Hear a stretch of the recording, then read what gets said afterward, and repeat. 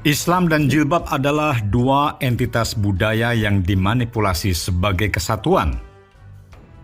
Bahkan kini, dipaksakan pemakaiannya di Indonesia. Menjadi pakaian wajib, khususnya kepada para siswi-siswi di sekolah menengah yang dikelola negara. Sungguh ironis, karena kewajiban jilbab bagi muslimah sesungguhnya masih menjadi perdebatan, masih debatable. Banyak ulama yang menyatakan sebaliknya, namun dimanipulasi sebagai keharusan dengan mengutip tafsir-tafsir ulama masa lalu dan dilepaskan dari konteks kesejarahan. Padahal, wanita Islam tidak wajib berjilbab. Dan kenyataannya, di Jazirah Arab, mereka yang berjilbab belum tentu wanita Islam. Kewajiban wanita Islam adalah menjaga akhlak serta kesopanan. Dan kesopanan tidak identik dengan jilbab. Indonesia yang jauh dari Jazirah Arab dan menjalani hidup di abad ke-21 punya standar kesopanan tersendiri. You have said you are taking Saudi Arabia back to what we were, a moderate Islam. What does that mean? We have extremists who forbid mixing between the two sexes and are unable to differentiate between a man and a woman alone together and their being together in a workplace. Many of those ideas contradict the way of life during the time of the Prophet and the Caliphs. This is the real example and the true model. The laws are very clear and stipulated in the laws of Sharia that women wear decent, respectful clothing like men. This, however, does not particularly specify a black abaya or a black head cover. The decision is entirely left for women to decide what type of decent and respectful attire she chooses. Yang waras tidak boleh mengalah terhadap mereka para pencoleng-pencoleng agama yang menjadikan agama sebagai alat politik.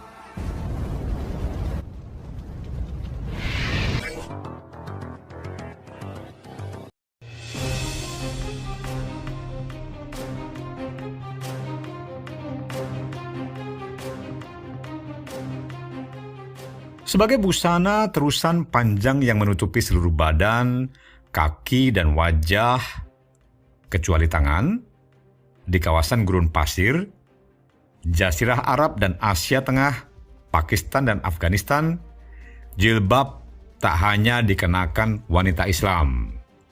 Jilbab juga dikenakan oleh wanita Yahudi dan Kristen, serta penganut agama dan komunitas lain. Hijab dan niqab adalah pakaian khas di kawasan gurun pasir, bukan pakaian Islam.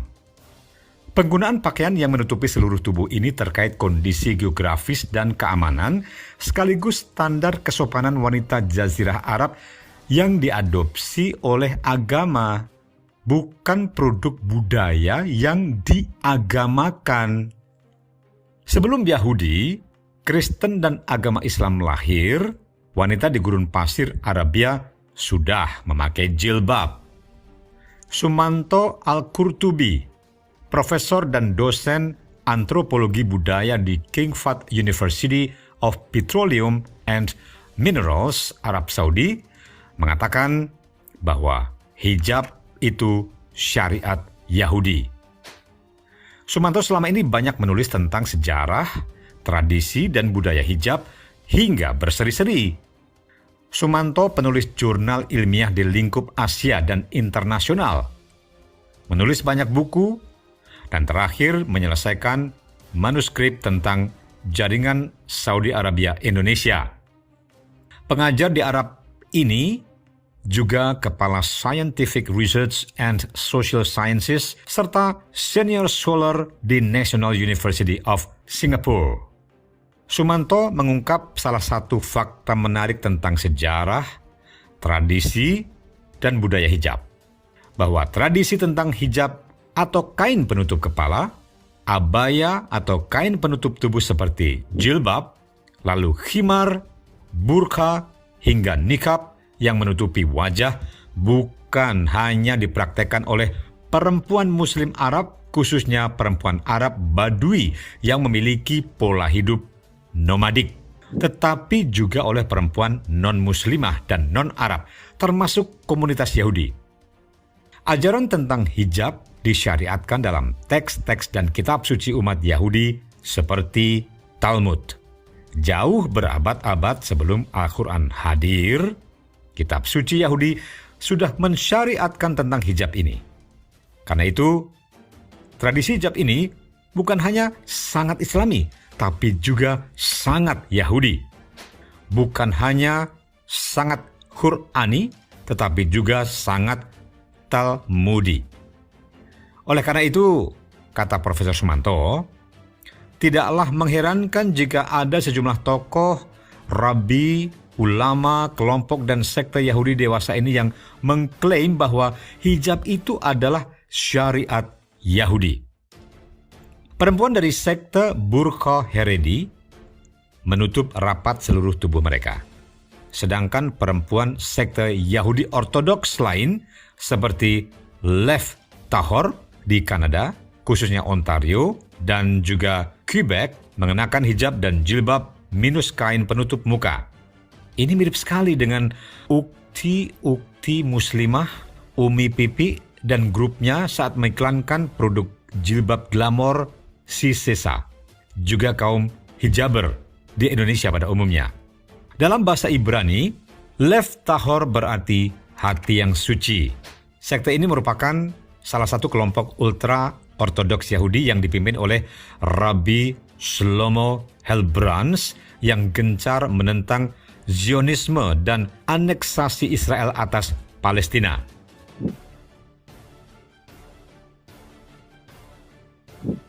Sumanto Al-Qurtubi yang sedang menangani beberapa penelitian termasuk yang terkait isu terorisme dan kontraterorisme di Indonesia, mengungkapkan banyak sekali ajaran, tradisi, dan Yahudi yang diserap Islam, termasuk penggunaan hijab yang kini jadi kewajiban dan identitas khas kemuslimahan.